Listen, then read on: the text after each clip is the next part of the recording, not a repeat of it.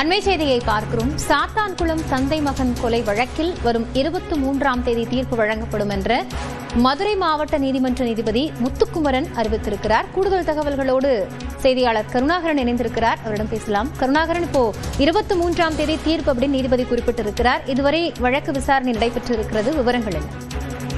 ஆம் காயத்ரி, அதாவது கொரோனா காலத்தில் சாத்தான்குளம் தந்தை மகன் கொலை வழக்கு நடைபெற்றது. சாத்தான்குளம் காவல் நிலைய காவல் ஆய்வாளர் உள்ளிட்டோர் விசாரணைக்கு அழைத்து சென்று காவல் நிலையத்தில் தாக்கப்பட்ட வழக்கில் காவல் ஆய்வாளர் ஸ்ரீதர், எஸ்ஐ பாலகிருஷ்ணன், ரகு கணேஷ் உள்ளிட்ட 9 காவலர்கள் கடந்த 5 ஆண்டுகளாக மதுரை மத்திய சிறையில் உள்ளனர். இந்த வழக்கை சிபிஐ விசாரித்து வருகிறது.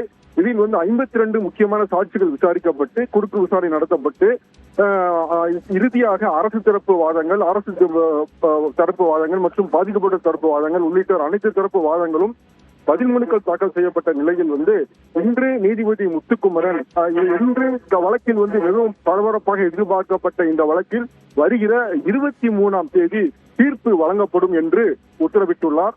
எனவே கடந்த 5 ஆண்டுகளுக்கும் மேலாக இந்த வழக்கு நிலுவையில் உள்ளது.